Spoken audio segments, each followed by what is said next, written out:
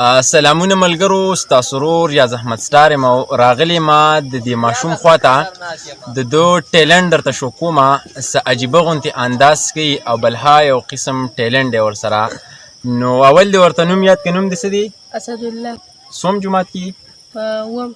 په اووم کې دی. او د ده ټیلنټ چې که نو خپل اواز ورته وکړه. دې نه علاوه بل څه دغه له درځي؟ بل څه شي دی؟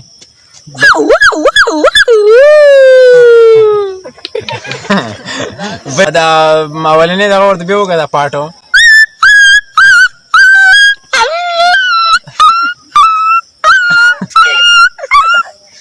ګوډ یار ملګرو، دا و د دې وخت چې کوم شارټ شانتي د دې ملګري خواته راغلو، بلها ټیلنټس پکې وو.